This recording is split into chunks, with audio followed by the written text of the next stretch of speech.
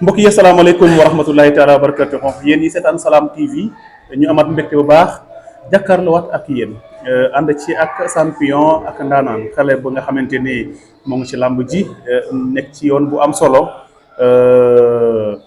ñu koy woowee Rafkat Junior tey nag ñu seet si ko fekk ko fii ci salle de musculation fii ci Médina ñu war waxtaan ak moom nag ci carrière am saison bi tëj na waaye nag xam ngeen ni saison bi aussi léegi mu tijji 1er octobre rek mu tëjji dañ koy bàyyi rek mu nuyoo ak yéen Rafkat ñu ngi lay nuyu. waaw maa ngi nuyu ñëpp di nuyu waa àdduna di nuyu Abdou Salam TV xam nga di nuyu Baye Fall ak Ndiaye Fall di nuyu waa Ngoujaan waa Mbos naa fa ma dégg Daara Sène xam nga di nuyu àdduna bi yëpp bàyyiwuma kenn Wolof Ndiaye day ne ku lim rek da ngay juum wala doo matal dégg naa képp kuy bëgg Rafkat rek maa lay nuyu lu bëri bëri di la ñaanal jàmm di ko sàkku ci yow. lan nga waral Rafkat. waaw Rafkat mari marquant la rek waa gis nga niru ko rek Baye Fall bi waaw. Rafkat yow la jëkki da nga jëkki oto bi neex la wala nu mu demee ba nga def sa bopp Rafkat. non demeewul noonu sax sama benn champion moo ko doon wéyoo mu ngi dégg wa jàpp Rafkat voilà moom laa jëlee tur bi quoi sama mbokk la. moo tax nga woy sa bopp Rafkat. waaw gis nga noonu la demee rek. Rafkat ndax mën nañoo xam kañ nga dugg ci làmb. waaw Rafkat bu dégg ci làmb yegul maximum ay 2022 ah 2022 waaw n'est-ce pas 2022 parce que daaw rek laa dugg ci làmb daal xam nga. 2022 nga dugg ci làmb nga def ñaata combat ci làmb. actuellement def naa 4 combats ah 4 combats. waaw 4 combats 4 lan 4. waaw 2 victoires une défaite ak benn match nul ah. 2 victoires benn défaite. benn match nul. kan nga njëkk a bëre ci làmb. man ki ma njëkk a bëreel mu ngi tudd Serpent Noir dégg ñoo bokk quoi dégg fële. nga bëre fekk kan. deuxièmement bi 5 heures du matin quoi. dégg kan moo la njëkk a daan kan moo la daan. non 5 heures du matin moom moo daan quoi. ah 5 heures du matin moom rek. 5 heures du matin. keroog noo dundee défaite boobu. non dara dama xam ne rek xam nga yàlla mooy maye quoi tey def nañ lu ñu wër. bu fekkoon dañoo ñëw boole lu cuune ba daan sañu mën a toog suñu bopp quoi mais xam nga borom moom daan ak daanu ñoo ànd quoi xam nga moo tax bu ci ñëw rek dañ koy ànd ak moom rek xam ne loolu la moom dama tëdd quoi. Rafkat tey li ñu bëgg nga xamal ñi nga xam ne ñu lay seetaan lan moo la dugal ci làmb. waaw làmb li ma ci dugal moom baax xam nga neexal ma rek waaw neex ma te mën ko encore xam nga loolu kese moo ma ci dugal daal xam nga dama ma neex trop histoire moo ma neex quoi xam nga. da la neex. ensuite ma bëgg ko Rafkat da nga doon làmb wala. waaw loolu lépp dina cee nekk sama papa dañ doon bëri ñëpp dañuy bëri ay mbër la ñu woon ñuy def ba mbus naa xam nga te mbus naa ko xam mbus naa xam ay champion yëpp dañ jógee foofu noonu kon naa affaire bi dama ne ci direct bi la quoi. waaw te nga bëgg làmb waaye tey ñan nga doon àndal lan moo la gën a inspiré dëgg-dëgg ci làmb. lan moo ma gën a. inspiré ci làmb lan moo ma gën a inspiré ci làmb. non ñëw rek xam nga dem ci géej bi gis gars yi di bëri affaire yooyu noonu xam nga sa yaram bi laaj ko quoi nga wàcc mbapat ak ñoom virus bi di la dugg quoi virus du làmb bi xam nga.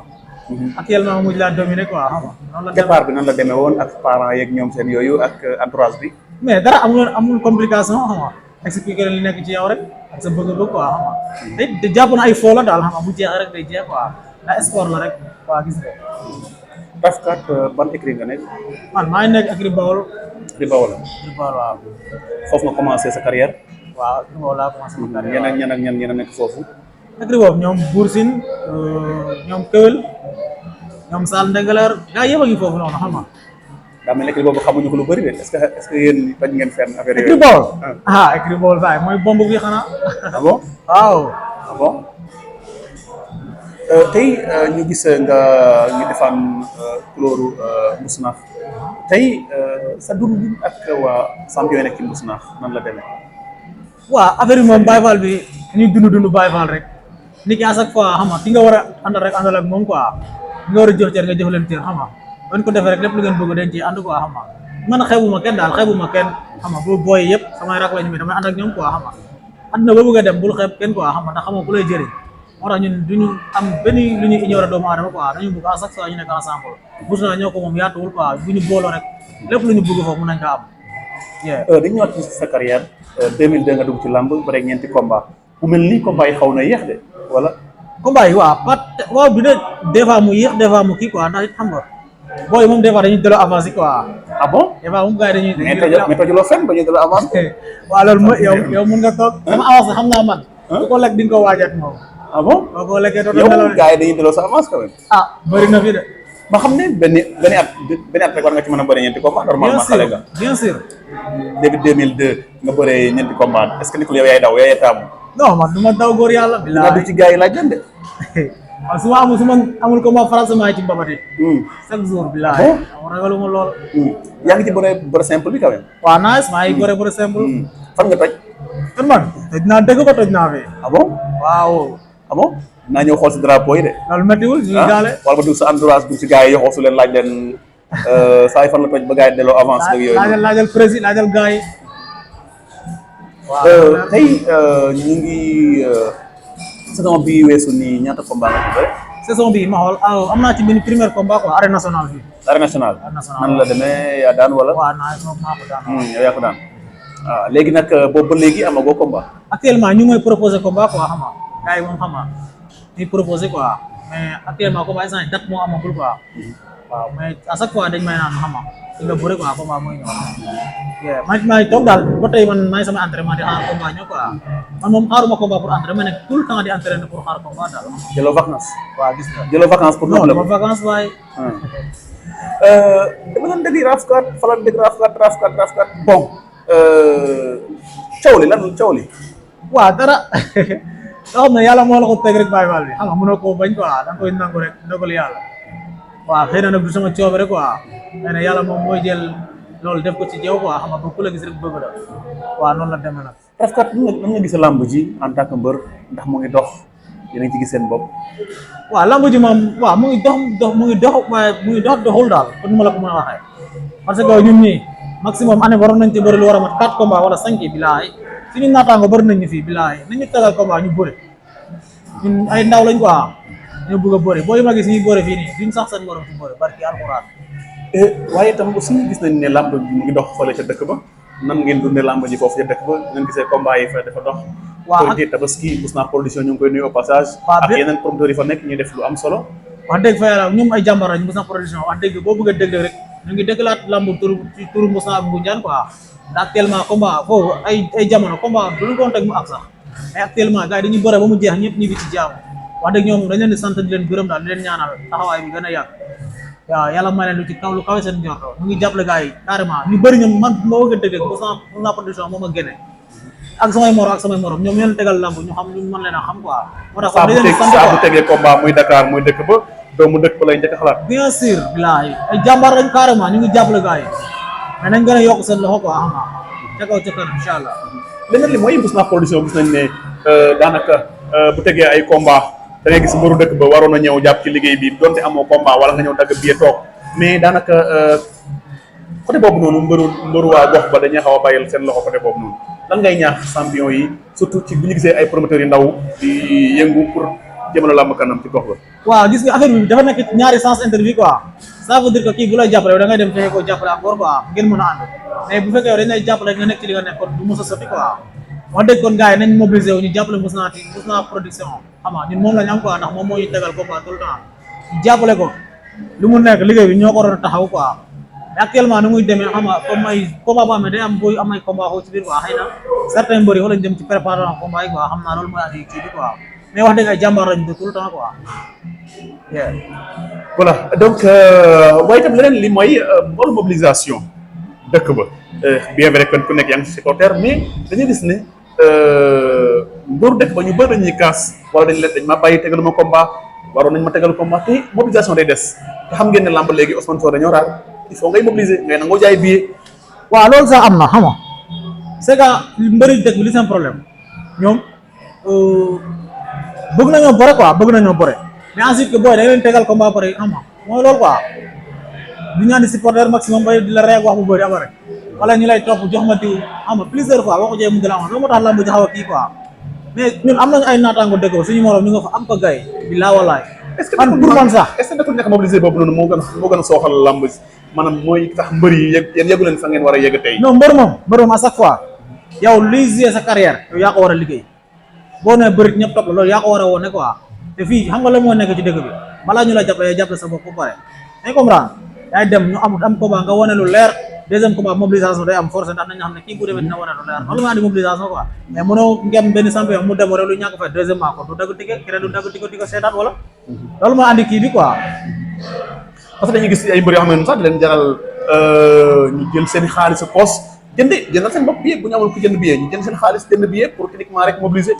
waaw loolu lañ naan nag loolu ndaw du neex quoi pour l'instant ñun li ñuy bëri mënuñ ci am xaalis xam nga lu tax parce que jàppale bi dafa des quoi daa am ci benn moment mu desee moo tax actuellement nii ñun ñoo war a moo tax boo bëggee gars yi jàppale gars yi war day def effort quoi foog nga def effort gars yi mun la jàppale mooy li ma wax fi sànq rek tey boo jëlee boo amee salaam bu jël sa xaalis yëpp nga def ko ci biir dem wane fula ak fayda deuxième combat bu ñëwee dina am changement kon koo ne jàppale ma ci lii dèjà kon dina la jàppale noonu la affaire bi demee quoi mais it boo jëlee sa xaalis def ci biir nga dem wane lu ñàkk fayda kon doo amate combat koy wax jàppale ma du la kenn du la jàppale noonu la demee góorgóorlu rek nekk ci entraînement yi. Rafkat am na ñu ko jàppale moom amul dara gis nañ ne. waaw gis nga liggéey rek barki yàlla xam nga nekk ci waar bi tout le temps xaaruma combat may entraîné chaque jour daal matin soir bilaay. kan mooy sa manager. sama manager Sourou Fall. ñu dëkk Bawol waaw. yéen a ngi déggante tout le temps. waaw ñu ngi déggante tout le temps. tey lan ngay waxaw population de Mbousnakh Ngoundiane Tassette maanaam pour ñu jàppale ndaw ñi nga xamante ne ñoom ñoo nekk foofu ci gox bi. waaw li ma leen di lancer message rek mooy xam nga nañ jàppale ga booy quoi ay booy yu ndaw la ñu. billaay wallaay Mbousnakh tund boobu noonu Ngoundiane bu jàkk di nekk foofu ay champion ay booy yu mën a bore parce que alxuraan ay booy yu nekk fii di bore arène nationale bi ñoo leen tax a bore téeméer yoon da ngay gis xama ku ci bore tey bu même pas une semaine ñu tegalaat ko beneen combat ñun war nañoo mën a am loolu quoi parce que leen la mënuñ dàqu ñoo bëre mobilisation bi moo des nañ ñu jàppale barki alxuraan bu ñu jàppalee roi bi gëm naa dina dem côté bee billaay watalaay day dem Mbousnakh barki Seera Fall nañ ñu jàppale am nañu fit am nañu fula duñ dugg ci làmb di wane ñàkk fayda barki Seera Fall nañu jàppale billaay walaay li may gis stade fii doyuma billaay. sa relation ak mbëri Mbousnakh yi ma gis ne ñenn ñi bëri bokk leen écrit waaye xëy na am ngeen relation ku ciy bëri da ngay jóg jàppale ko.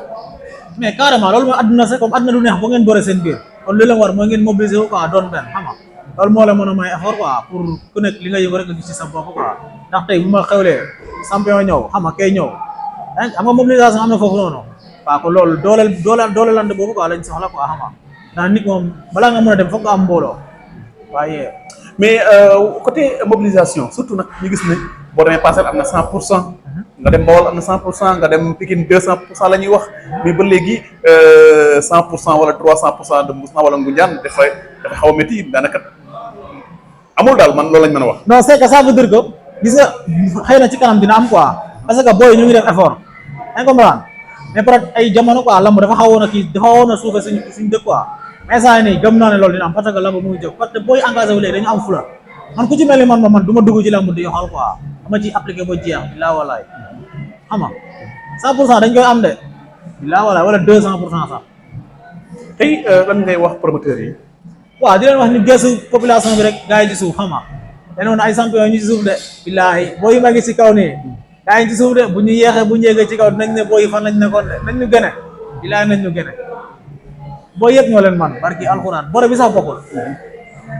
waaw mais promoteur bu ñëwee adversaire lay proposé tey ñan ñuy sa adversaire tey ci làmb. non xam nga c'est que boo toog fi di lim ay mbër rek tey kii quoi. waxal say adversaire ci làmb. non c'est que amul problème yi. sama naataango ba suñuy naataango bëri nañ fii quoi. barki alxuraan. c'est que booy dañ leen di kii combat xam nga bu leen tagal combat quoi mu ñëw mën a ñëw bu gisee ak yow benn photo bu des lu avis ñu delloo avance bi quoi. tey mbër moom man dama jàpp ne boo demee boo xam ne kii war ngaa mën a bore moom rek day na war a bore quoi pour xool moom ëpp doole moom bi ay morom ngeen bore leen. mais fan nga teg sa bët yow instant bii nii. man mii tey waaw. dama bëgg fu gën a oyof quand même pour nga mën a jàll. non man soxla ma la oyof se ak sonn rek. billaahi ragaluma loolu. ah bon waaw. tey boo ñu doon wax tey boo jotoon avance diw wala avance diw au moins am na fi nga teg sa bët da ngay toog di waxtaan sa gars yi ne non kii war naa ko mën a daan pour mën a sori. non gars yi ñi ma war a bëreel xam nañ leen billaahi ñi ma war a bëreel ak ñu leen a xam sax. sa manager bu la woowee dañ ko wax dara. waaw bien sûr non moom sama manager moom man lu mu def rek doy na ma quoi parce que xam na ma lu mu def rek doy na ma quoi. xam na la tey da nga déggante bu baax a baax. waaw ñu ngi déggante tout le temps. kan lañ lay proposé jamono ji. instant yi non moom dama ne après combat dina am daal la ma tegal. combat dina am mais dara wóoragu ci quoi. na waxaguma quoi xam nga. c'est que xëy na ni saison bi tijjee nii affaire yooyu noonu quoi gars yi nekk ci préparation. am combat bëre début saison bëriwaat janvier ak yooyu day. waaw day mari dañu combat yi actionné wu. xam nga mbër mu ndaw moom dafa war a tout le temps dafa war a pare. mooy yoon sax. billaahi chaque chaque 3 mois war nañoo mën a bëri wala chaque 2 mois moo doon yoon saison bi war nañ cee war a mën a bëri lu mat 4 wala 3 maximum laa walaay ay champion lañ de. lan ngay wax say supporters aussi ak ñi la jàppale. waaw di leen ñaanal jàmm rek taw fi ak taysiir xama leen ñaanal xama li ñuy wut li ñuy sentu ci man yàlla dem ba may leen lu kaw ci seen jorto waaw di leen ñaanal jàmm saa su nekk bu fekkee njëriñ bi xam nga dem ba ñëpp xëy ci biir barke Seera Fall. ban message ngay lancé waa Mbousnaa ak ñi waaw waa ñëpp. Mbousnaa waaw di leen baalu ak ñoom ñëpp te di leen baal ak di leen sant lu bëree bëri xam nga di lancer waale benn message waa sama grand boobu wàccu liggéey fan yi mooy Abdou Thiaw di ko ñaanal xam nga ku sonal la ci manu carrément fa mu dem gënal ko fi mu jógee yàlla atte ko ci yërmandeem tabal ko àjjana bilaay di ko jaale waa Mbousnaa yëpp. voilà kon ñu ngi lay jaajëfal rek di xaar combat yi ñëw ñu ñëwaat jàkkaarloo gën a yëngal. waa gis nga waaw yaa ngi ci àll bi dégg naa temps yi yaa ngi woon kii. waa gis nga noonu la mbër mu daal du toog. mbër mu daal warul toog quoi. bayu leen dara daal. non bàyyiwuñ dara mu sedd. ñuy bëre de. kon ñu ngi lay jaajëfal bu baax ñu bàyyi nga tàggatoo rek. dafa leer. ñu bàyyi nga tàggatoo. waaw waa maa ngi ziar ñëpp xam nga di bëggee waa àdduna di leen baal di leen baal di leen wax Rafkat mu ngi noonu seen champion futur champion bi xam nga ngeen jàppale ko kaw ko ci suuf. illaa walaay lu waa bi moo yóbbu ko Mbousnaa incha allahu rabi ci kattanu yàlla ak mbaaxam dégg naa ñëpp ziar ñëpp di la bëggee champion bi. ñu ngi lay jaajëfal bu baax di nuyu Xaadim Faye jaag. waaw sama toos maa koy bëggee maam xaa yaa ngi ci biir de bëgg naa la lu bëree bëri ak mafia bi ah. mafia jaag. waaw gis nga xam nga ma xam moo tax ma ne la maa ngi koy nuyu parce que xam na ñoom dañ lay bëgg. loolu la demee nag sama yaay yi ne foofu ak sama nijaay yëpp maa leen di bëggee leen ñaanal jàmm tout le temps jàmm rek ngeen di am billaahi jaajëf. waaw.